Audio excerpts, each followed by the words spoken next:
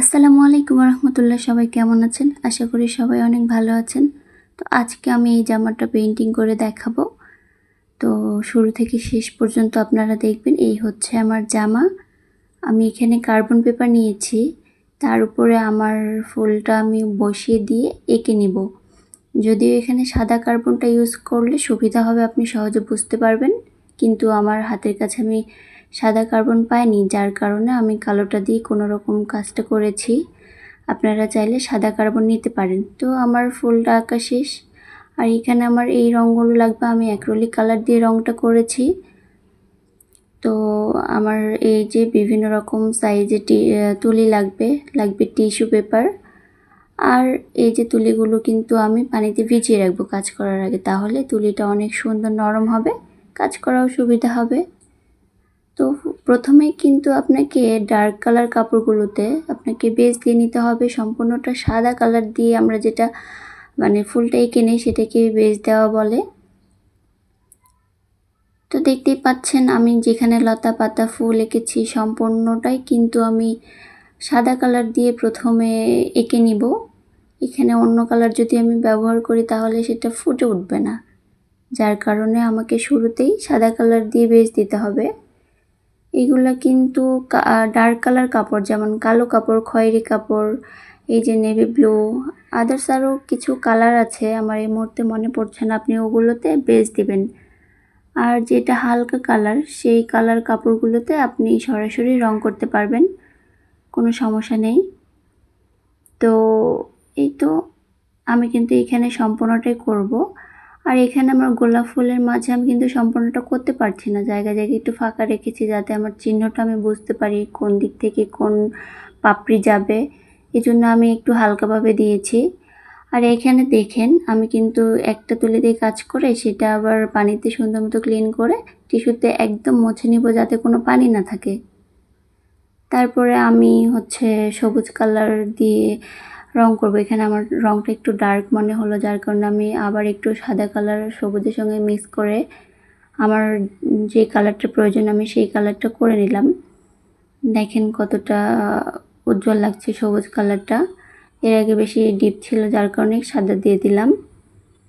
তো ডার্ক হলে আপনি সাদা দিতে পারেন, হালকা করতে পারেন। আবার যদি চান যে আরও বেশি ডার্ক করবেন সেক্ষেত্রে আপনি আপনার পছন্দ মতো রং করতে পারেন।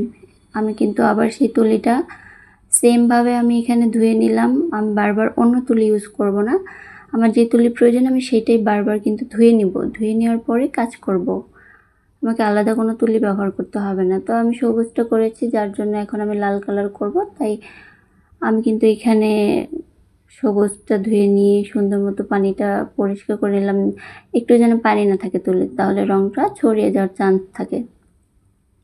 তো এই বিষয়গুলো আপনাকে খেয়াল রাখতে হবে, তাহলে কিন্তু আপনার পেইন্টিংটা সুন্দর হবে। যদিও এটা ডার্ক কালার, এটার সাইড দিয়ে গেলে তেমন একটা বোঝা যাবে না, কিন্তু যখন আপনি অন্য কোনো কালার থাকে যেগুলোতে রং বাইরে চলে গেলে খারাপ দেখা যায়, সেক্ষেত্রে আপনাকে সতর্কতা অবলম্বন করতে হবে।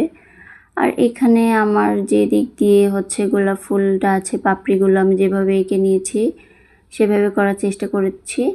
আর এখানে আরেকটা কথা, কালো কার্বন দিয়েও যদি আপনি আর্ট করেন সেক্ষেত্রে দেখা যাবে যে আপনি যদি দাগটা সুন্দর মতো বুঝতে না পারেন তাহলে আপনি সাদা এক টাইপের পেন পাওয়া যায়, সাদা, ওইটা দিয়ে আর কি লেখা যায়, সুন্দর সুন্দর সাদা হয়, ওই পেন্সিলটা আপনি ইউজ করতে পারেন। আমার কাছে ওইটা আছে, বাট আমি ওইটা ইউজ করি নাই। আমি নেক্সট কোনো ভিডিও যদি করি আপনাদেরকে দেখাবো। আমি মোটামুটি শর্টকাটে যতটুকু করা যায় ততটুকু চেষ্টা করি, আহামরি খরচ যেন না হয় আমার, সেটাই আমি সবসময় চেষ্টা করি। তো প্রথমে একটু কিন্তু শুরুর দিকে একটু সাদা থাকবে, হালকা সাদার সঙ্গে একটু লাল মিক্স করা, তারপরে আর একটু হালকা, তারপরে আমি ডিপ দেব। এভাবেই রং করার প্রসেসটা আমি শেষ করেছি। আপনারা একটু মনোযোগ সহকারে দেখবেন, ইনশাল্লাহ বুঝতে পারবেন। তো এখানে কিন্তু আমি এখানে উপরে দিলাম হালকা, তারপরে দেখেন নিচ থেকে কিন্তু ডিপ কালারটা দিচ্ছি, সরাসরি লাল কালার দিচ্ছি আমি, এখানে কোনো কিছু মিক্স করলাম না। আর উপর দিক থেকে এই যে দেখেন সাদা কালারটা দিয়ে সুন্দর মতো আমি করে নিলাম। আরেকটা কথা, আপনার রং যদি অতিরিক্ত হয়ে যায় সেক্ষেত্রে আপনি টিস্যুতে কিন্তু মুছে নিতে পারবেন। দেখা যায় অতিরিক্ত রং নেওয়ার কারণে আপনি রংটা কিন্তু সুন্দর মতো ব্লেন্ড করতে পারবেন না, আর ব্লেন্ড করতে না পারলে আপনার রংটা ম্যাচিং হবে না, দেখা যাবে আপনি কোন পর্যন্ত রংটা দিয়েছেন সেটা স্পষ্ট বোঝা যাচ্ছে। তো এই বিষয়টা একটু খেয়াল রাখবেন। হ্যান্ড পেইন্টের কাজগুলোতে মোটামুটি একটু কিছু বিষয় খেয়াল রাখতে হয় এবং দক্ষতার সাথে কাজ করতে হয়, অন্যদিকে মনোযোগী হওয়া যাবে না আপনাকে কিছু কিছু কাজের ক্ষেত্রে। আবার কিছু কিছু কাজ অনেক সহজ আছে। তো আমি যতটা সম্ভব আপনাদের বোঝানোর ক্ষেত্রে যা করার প্রয়োজন ততটুকু করেছি। জানি না আপনারা কতটুকু বুঝতে পারছেন। আমার মনে হয় যে যারা কাজ শিখতে চান তারা এই ভিডিওটা দেখলে অবশ্যই বুঝতে পারবেন। দেখেন আমি কোন দিক দিয়ে যে কাজ করছি সেটা কিন্তু এই ডার্ক কালার, হালকা কালার, এই বিষয়গুলো দিয়ে কিন্তু বোঝা যাচ্ছে। আর আপনি হচ্ছে যে পাশে বেশি ডার্ক কালার দিবেন তার অপর পাশে কিন্তু হালকা দিবেন, তাহলে পাপড়িটা কিন্তু সুন্দর মতো বোঝা যাবে। আপনি ধরেন একটা পাপড়িতে নিচের দিকে আপনি লাল দিলেন, তারপরের পাপড়িটাও আবার সেই লালের নিচ থেকে আবার আপনি ডিপ লাল দিয়ে দিলেন, সেইখান থেকে আপনি হচ্ছে রঙটা শুরু করলেন, তাহলে কিন্তু আপনার রঙটা ক্লিয়ারভাবে ফুটে উঠবে না। তো আমি এভাবে করে সম্পূর্ণটা করে নিব। আর সাইড দিয়ে একটু করে সাদা দিয়ে দিব যাতে করে সম্পূর্ণ ফুলটা আর কি বোঝা যায়। তো আপনারা মনোযোগ সহকারে দেখেন। আসলে শেড বিষয়টা একটু কঠিন, এটাতে মানে পরিপূর্ণ রং আনতে সময় লেগে যায়, খুব সহজ হয় না। তো একটু মনোযোগ সহকারে দেখলে ইনশাল্লাহ আপনারা বুঝতে পারবেন। আর আপনারা যারা আমার নতুন ভিডিও দেখছেন প্লিজ আমার চ্যানেলটাকে সাবস্ক্রাইব করে দেবেন, একটা লাইক করবেন, কমেন্ট করবেন, আমার পাশে থাকবেন। ইনশাআল্লাহ আমি নতুন নতুন ভিডিও নিয়ে আসবো, আপনারা যাতে বুঝতে পারেন সেই অনুযায়ী ভিডিও তৈরি করব। আর আপনারা যদি আমাকে লাইক কমেন্ট করেন সেক্ষেত্রে আমি অনেক উৎসাহ পাবো, কাজ করার প্রতি আগ্রহটাও বেড়ে যাবে। সেজন্য বলছি সবাই একটু আমাকে সাপোর্ট করবেন। আমি নতুন হিসেবে আলহামদুলিল্লাহ অনেকটা ভালো রেসপন্স পাচ্ছি। যারা আমার ভিডিও দেখছেন তাদের অসংখ্য ধন্যবাদ। তো এভাবে করে কিন্তু আমি সম্পূর্ণটা ফুল মানে কমপ্লিট করে নেব ফুলভাবে। কিন্তু দেখেন আমি চাইলে এখানে আরও বেশি স্পিডে দিতে পারতাম আমার কাজের ভিডিওটা, কিন্তু আপনাদের বোঝার সুবিধার্থে আমি এখানে একটু স্লোভাবেই দিলাম যাতে আপনারা বুঝতে পারেন।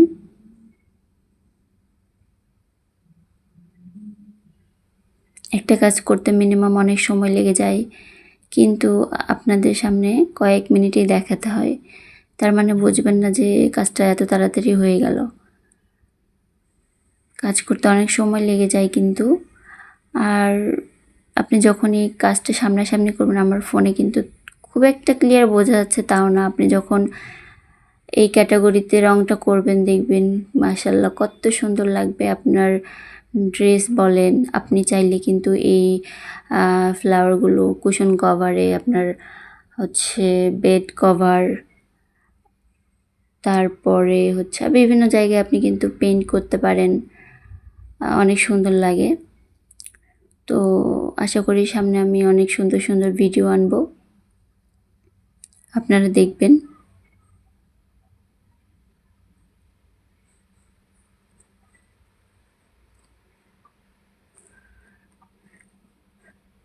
তো আমি মোটামুটি এভাবে করে আমার ফ্লাওয়ারটা শেষ করব। ফ্লাওয়ারটা করতে কিন্তু অনেক সময় লেগে গিয়েছে আমার, মানে আমি পরিপূর্ণভাবে শেড দিয়ে আবার সেই অনুযায়ী ম্যাচিং করা অনেক বেশি টাফ হয়ে গিয়েছে আমার জন্য। আর আমি এখানে কলিটাও করে নিলাম। কলিটা করে নেওয়ার পর এখন আমি এখানে কিন্তু একটা ডার্ক গ্রিন কালার নিয়েছি, এটা দিয়ে আমি হচ্ছে পাতার উপরে একটু হালকাভাবে ডাল করে দেব। একটু ডিপ কালার নিলাম যাতে একটু বোঝা যায়, যার কারণে আমি নিয়েছি হালকার উপরে একটু বেশি ডিপ কালার সবুজ দিলাম। তো এভাবে করে আমার সম্পূর্ণ ফ্লাওয়ারটা আমি মোটামুটি কমপ্লিট করে ফেলেছি, ফাইনালি শেষ। আপনাদের বোঝার সুবিধার্থে আমি আরেকটা ফ্লাওয়ার পেন্টিং করে দেখাচ্ছি। এটা একটু স্পিডেই রাখলাম কারণ আমার ভিডিও অনেক বড় হয়ে যাচ্ছে। তো দেখেন এটা কিন্তু অন্য ক্যাটাগরিতে ফ্লাওয়ারটা আঁকা, সবকটা একরকম না। আমার ওই জামার মধ্যে আমি আরও ফুল এঁকেছি, সেখান থেকে আমি ভিডিওটা করেছি। তো সেমভাবে কিন্তু এটাতেও আমি আগে পেজ দিয়ে নিয়েছি, তারপরে আমি লাল কালার আর সাদা কালার দিয়ে আমি সম্পূর্ণ ফ্লাওয়ারটা কমপ্লিট করে নিয়েছি। এখানে কিন্তু সুন্দর মতো বোঝাচ্ছে এটা কিন্তু অন্যরকম একটা গোলাপ ফুল। তো এই ফুলটাও কিন্তু ওই সেমভাবেই করতে হবে। তো ফাইনালি এটাও শেষ। আমি আরও একটা ফ্লাওয়ার পেন্টিং করে দেখাচ্ছি। এখানেও কিন্তু ওই যে সেম প্রসেসেই করতে হবে। কলিতে হালকা একটু সাদা দিলাম, কোথাও লাল দিলাম, তাহলে দেখতে সুন্দর লাগবে। সেমভাবেই করতে হবে। তো আপনারা দেখতে থাকেন, ইনশাল্লাহ আপনারা পারবেন।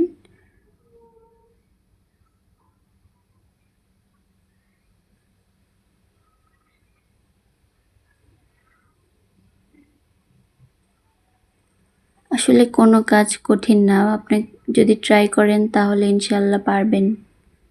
অবহেলা করা যাবে না বা ভয় পাওয়া যাবে না আমি পারবো না। আমি কিন্তু এই কাজটা প্রথমবার করছি, তারপরেও আলহামদুলিল্লাহ একেবারে যে খারাপ হচ্ছে আমার মনে হয় যে তা না। আশা করি আপনাদের ভালো লাগছে, যারা দেখছেন তাদের ভালো লাগছে।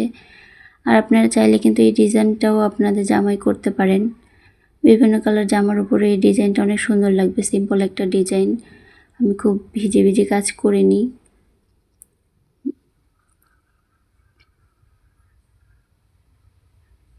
সেম প্রসেসে কিন্তু এই ফ্লাওয়ারটাও হবে, কোথাও ডিপ কোথাও হালকা, এভাবে করে আমি এটাও কমপ্লিট করে নিব। তো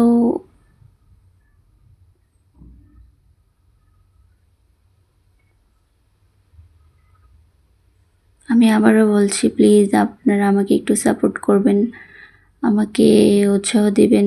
আর কি ধরনের কাজ দেখতে চান আমাকে কমেন্ট করে জানাবেন, তাহলে আমি নেক্সটে সেই ধরনের কাজ আপনাদের সামনে উপস্থাপন করার চেষ্টা করব ইনশাআল্লাহ। তো ফাইনালি আমার এই ফ্লাওয়ারটাও কমপ্লিট করে ফেললাম। আর সাইড দিয়ে আমি সাদা কালার দিয়ে দিব, যাতে করে পুরো ফ্লাওয়ারটা ফুটে ওঠে, বোঝা যায় আমার কোন দিক দিয়ে কোন পাপড়িটা দিয়েছি। খুবই সহজ, আপনারা যদি 2-3টা ফ্লাওয়ার করেন দেখবেন যে এরপরে আপনাকে আর কার্বন পেপার দিয়ে আঁকতে হবে না, আপনি হাতেই পারবেন। অ্যান্ড ফাইনালি আমার কাজটা একদম শেষ। তো আপনারা সবাই বলেন কেমন হয়েছে। নেক্সট আমি আবার নতুন কোনো ভিডিও নিয়ে আসবো। সবাই ভালো থাকবেন, আল্লাহ হাফিজ।